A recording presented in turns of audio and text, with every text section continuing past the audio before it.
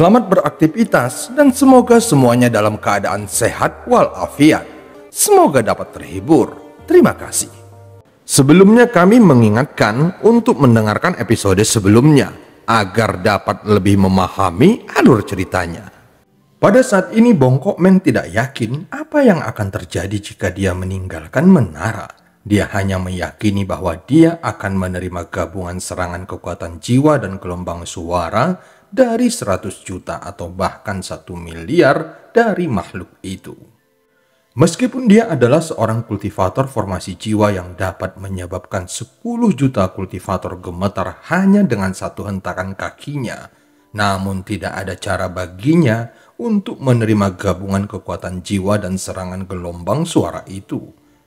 Setelah merenung sebentar, dia menyentuh katak di bahunya dan menunjukkan ekspresi kejam. Tanpa sepatah kata pun, katak itu kemudian melompat turun dari bahunya dan mulai bersuara. Hati Bongkok Meng terasa sakit saat dia melihat katak itu. Dia menghela nafas lalu menyimpannya. Setelah merenung sebentar, dia mengeluarkan seekor ular piton sepanjang 100 kaki. Di kepala ular itu terdapat sebuah tanduk. Saat muncul, udara di sekitarnya menjadi panas. Jika aku menggunakan katak, maka aku tidak akan terluka. Tetapi katak tersebut pasti akan mati. Ular piton bertanduk satu ini adalah makhluk roh kualitas menengah. Meski aku masih bisa menggunakannya, namun aku akan menerima beberapa luka. Gumam si Bongkok Meng pada dirinya sendiri sambil jari telunjuknya menyayat jari tengahnya untuk mengeluarkan setetes darah. Dia mengucapkan beberapa kata aneh dan tetesan darah dengan cepat menjadi lebih terang warnanya hingga menjadi putih susu. Kemudian tetesan darah putih itu mendarat di kepala ular piton. Si Bongkok Meng dengan cepat membentuk segel dengan ekspresi serius di wajahnya. Dia perlahan menunjuk ke dahinya sendiri dan mengeluarkan sesuatu. Terlihat benang kristal seperti sutra ditarik dari dahinya. Benang itu kemudian perlahan-lahan ditekan ke titik putih susu di dahi ular piton. Setelah sekian lama, si Bongkok Meng menarik nafas dalam-dalam, lalu dengan santai melemparkan ular piton itu ke tanah. Saat ular piton itu mendarat, dia hanya melingkar dan tetap diam. Mata si Bongkok Meng menjadi tajam saat dia berjalan keluar dari menara tanpa ragu-ragu. Saat dia berjalan keluar, deru tornado hitam meningkat berkali-kali lipat. Semua makhluk kecil menyatukan kekuatan jiwa mereka dan melancarkan serangan terhadap Bongkok Meng.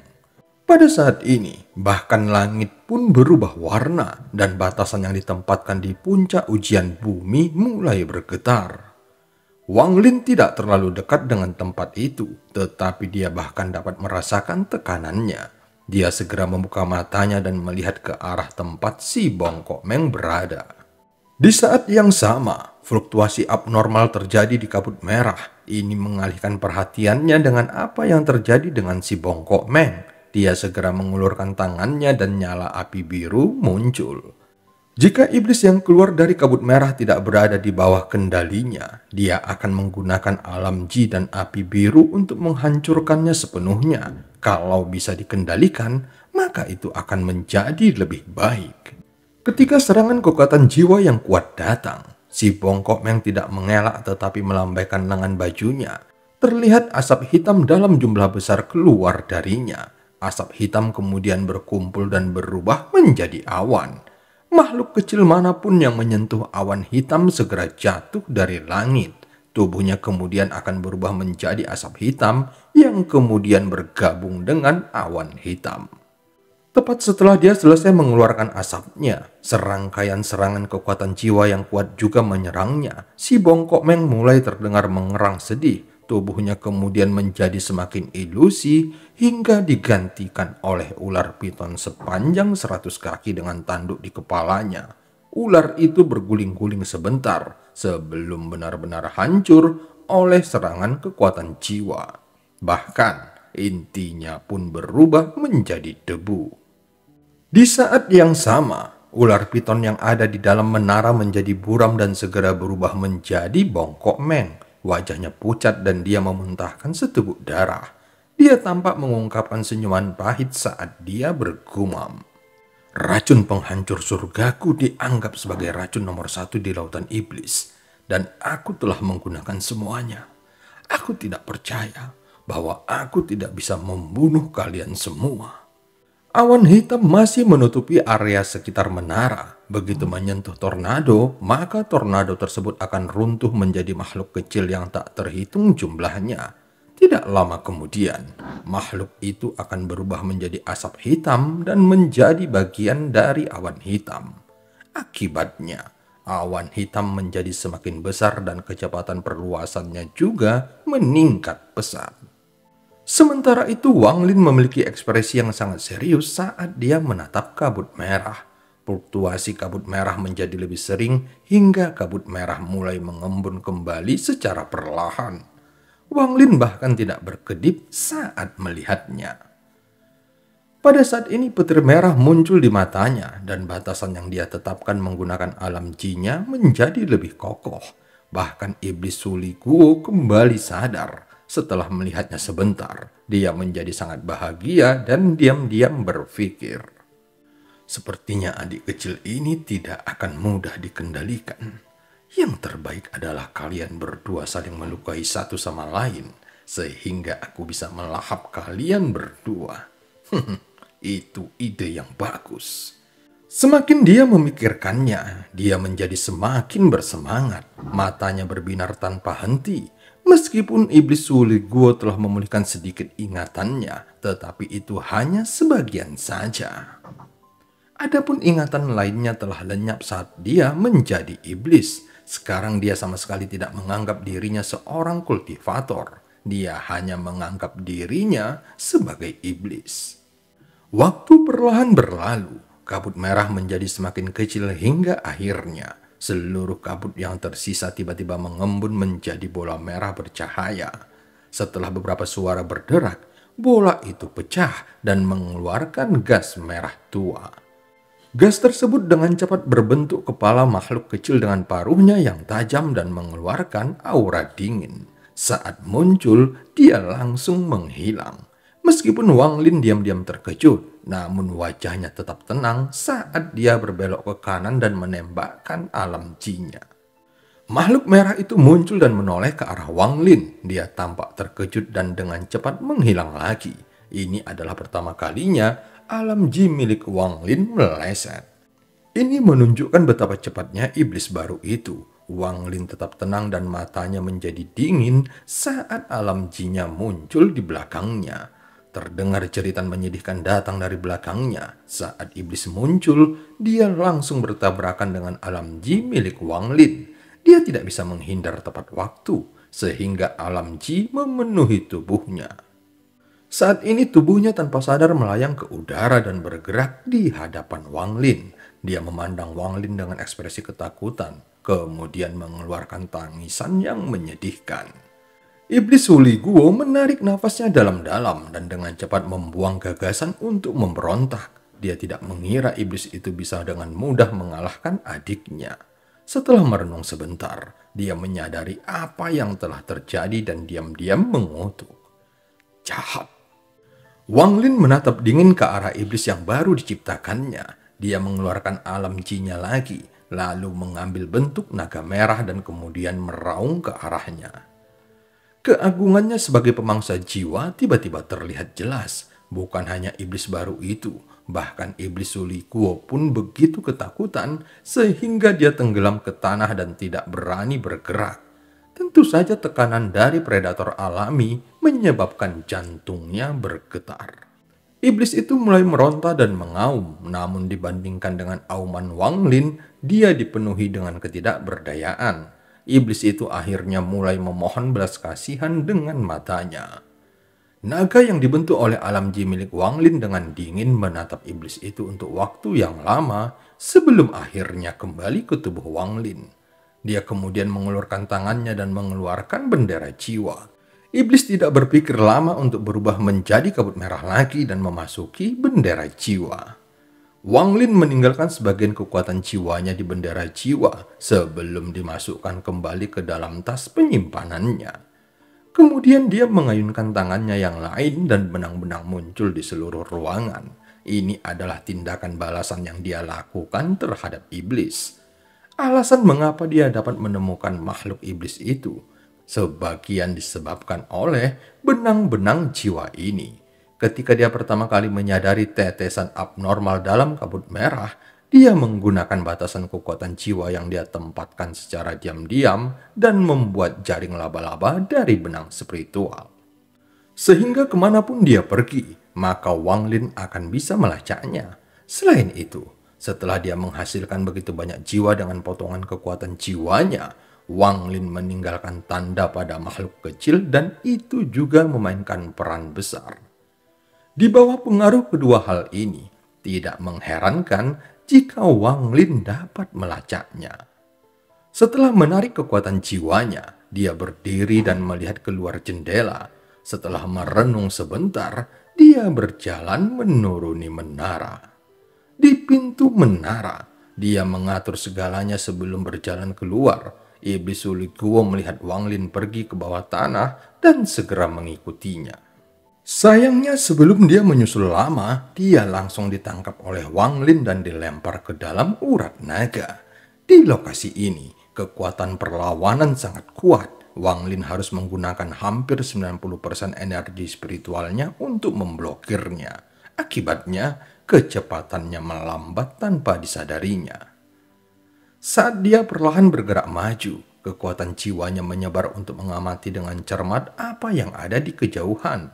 Beberapa hari kemudian, ekspresi Wang Lin berubah. Dia melihat melalui kekuatan jiwanya bahwa ada awan hitam yang dengan cepat terbang ke arahnya. Kapanpun awan hitam bergerak, tornado hitam akan berusaha menghindar. Mereka yang tidak cukup cepat akan berpencar menjadi makhluk kecil yang tak terhitung jumlahnya dan dimakan oleh awan hitam. Wang Lin memasukkan pil itu ke dalam mulutnya lagi sambil menatap awan hitam dan tenggelam lebih rendah lagi. Tak lama kemudian, awan hitam itu lewat. Di balik awan hitam ada Raja Tornado. Saat ini dia berputar cepat untuk menghasilkan angin sebanyak mungkin. Hal inilah yang menyebabkan awan hitam bergerak begitu cepat. Raja Tornado mendorong awan hitam melewati tempat Wang Lin berada dan pergi ke kejauhan. Tidak lama kemudian, Raja Tornado kembali. Sekarang itu bergerak lebih cepat sambil melolong keras dan menghilang lagi. Setelah pergi, Wang Lin terus bergerak maju perlahan. Kemudian, dia mulai mencibir. Awan hitam itu pasti diciptakan oleh si Bongkok Meng. Jika bukan karena Raja Tornado yang mendorongnya, maka makhluk kecil itu akan sangat menderita olehnya. Setelah merenung sejenak, matanya berbinar. Si Bongkok Meng pasti memiliki cukup banyak harta dan pil. Jika makhluk kecil ini bisa membunuhnya, maka Wang Lin mungkin bisa mengambilnya. Berpikir tentang harta karun seorang kultivator formasi jiwa yang kuat, jantung Wang Lin mulai berdetak lebih cepat. Namun dia dengan cepat menghilangkan gagasan itu. Dibandingkan dengan harta karun, tentu saja hidupnya jauh lebih penting. Setelah menghela nafas, Wang Lin membuang semua ide yang tidak realistis ini dan terus bergerak maju. Namun setelah memastikan lokasi si Bongkok Meng, dia tidak lagi berjalan lurus ke depan dan malah memilih berkeliling. Setengah bulan kemudian, dia melewati area yang dipenuhi tornado hitam hingga membuatnya tercengang. Itu adalah kumpulan tornado yang sangat padat dan jumlah makhluk kecil di sana pasti melebihi 100 juta. Hal ini membuatnya semakin berhati-hati dan kepalanya menjadi kesemutan. Dia menghabiskan waktu 1 bulan untuk mengelilingi kelompok tornado ini. Sebagian besar tornado hitam tertarik oleh si Bongkok Meng. Jadi meskipun ada ketakutan yang sama di sepanjang perjalanan, namun tidak ada bahaya yang nyata. Wang Lin saat ini berada di dalam menara hitam sambil melihat kembali ke tempat si Bongkok Meng berada. Setelah mencibir di dalam hatinya, Wang Lin meninggalkan menara dan melanjutkan perjalanannya. Saat ini dia bisa melihat pusaran raksasa di langit dalam jarak yang sangat jauh. Pusaran itu sama dengan yang ada di kehampaan. Ini jelas pintu menuju ujian kedua.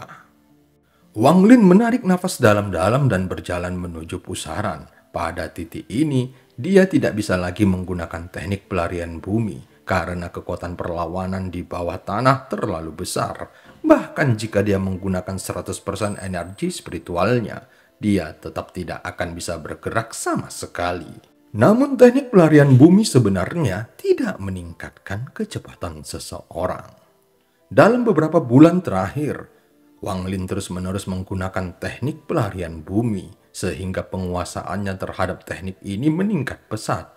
Wang Lin dapat merasakan bahwa teknik pelarian bumi yang dia praktekkan tidak ada apa-apanya dibandingkan dengan teknik pelarian bumi nyata yang dikatakan memungkinkan seseorang melakukan perjalanan puluhan ribu kilometer dalam beberapa saat. Saat Wang Lin menghela nafas, dia tidak lupa menyebarkan kekuatan jiwanya untuk memeriksa ke sekeliling dengan cermat. Untungnya tornado hitam dalam jumlah besar tertarik oleh si Bongkok Meng, sehingga saat Wang Lin terbang ke depan, dia tidak menemui terlalu banyak bahaya. 3 hari kemudian, pusaran itu sudah terlihat. Saat dia berjalan, ekspresi Wang Lin langsung berubah dan dia segera masuk ke dalam tanah. Tiba-tiba, sebuah kekuatan yang kuat mulai melawannya. Dia segera meminum seteguk besar cairan roh untuk mengembalikan energi spiritualnya. Tidak jauh dari situ, 10 tornado hitam tiba-tiba muncul ke arah pusaran tersebut. Ketika mereka sampai di tempat persembunyian Wang Lin, tornado hitam tiba-tiba berhenti dan mulai mengelilingi area tersebut. Hati Wang Lin tenggelam saat merasakan kehadiran mereka. Dia telah mencoba memasuki mutiara penentang surga sebelumnya, tetapi dia tidak bisa memasukinya sejak tiba di gurun ini. Kalau tidak, dia akan masuk ke dalamnya sampai tornado berlalu. Wang Lin melihat pusaran di kejauhan dan mulai menghitungnya. Dia mengatupkan giginya saat dia menampar tas penyimpanannya untuk mengeluarkan iblis Wuli Guo. Ketika iblis melihat semua makhluk kecil itu, dia menjadi sangat gembira dan segera menyerbu ke arah mereka. Sayangnya, saat dia muncul, 10 tornado di sekitarnya mulai melolong. Kemudian, lebih dari 10.000 jiwa bergabung menjadi satu dan menghantamnya. Saat ini iblis mengeluarkan jeritan yang menyedihkan. Gabungan serangan jiwa bukanlah sesuatu yang bisa dia atasi sekarang. Tubuhnya mulai mengeluarkan asap hijau sehingga membuatnya ingin mundur ke tempat Wang Lin berada. Tetapi serangan kedua datang lagi. Pada saat yang sama, Wang Lin mengeluarkan bendera jiwa dan mengguncangnya, menyebabkan iblis kedua keluar. Iblis kedua terkejut sesaat sebelum mengeluarkan teriakan nyaring. Setelah teriakan tajam iblis kedua, semua tornado tiba-tiba berhenti dan memperlihatkan makhluk kecil yang tak terhitung jumlahnya di dalamnya. Semua makhluk kecil terkejut ketika mereka menatap iblis kedua. Mata iblis kedua menjadi merah saat dia menjerit lagi. Semua makhluk kecil mulai mundur dan mata mereka dipenuhi teror ketika mereka melihat iblis kedua. Wang Lin terkejut saat melihat adegan ini. Matanya tampak berbinar saat dia mulai merenung. Adapun iblis Wuli Guo, saat ini dia merasa sangat terhina. Dapat dikatakan bahwa memulihkan ingatannya tidak selalu merupakan hal yang baik. Setidaknya, dia tidak akan merasa terhina sebelum ingatannya pulih. Sambil melihat adegan ini, dia diam-diam berpikir, ini terlalu memalukan. Aku diselamatkan oleh adik laki-laki. Tidak peduli apa, akulah orang pertama yang mengikuti iblis ini. Tidak, jika ini terus berlanjut, maka setiap adik kecil yang dibuat oleh iblis ini akan lebih kuat dariku. Tidak, aku tidak bisa membiarkan hal itu terjadi. Iblis Wuli Guo menggertakkan gigi dan mulai menyerang salah satu tornado. Setelah meraih beberapa makhluk kecil itu, dia mulai melahapnya. Makhluk kecil itu mulai panik dan menghindar, tetapi iblis kedua kembali menjerit. Makhluk kecil itu tidak lagi berani bergerak. dan terlihat ketakutan di mata mereka semakin dalam. Semakin Wang Lin melihatnya, matanya semakin bersinar. Dia tiba-tiba mendapat ide. Iblis kedua pasti terlihat seperti mutasi pada makhluk kecil ini. Dan pasti ada hubungan misterius di antara mereka yang menyebabkan kejadian ini terjadi. Jika ini benar, maka alasan mengapa jiwa makhluk kecil ini dapat menyatu cukup dapat diterima oleh akal. Meskipun makhluk kecil itu berhati-hati saat Wang Lin muncul dari tanah, namun mereka tidak panik atau menyerangnya. Dan cerita pun berakhir. Sampai ketemu di part selanjutnya.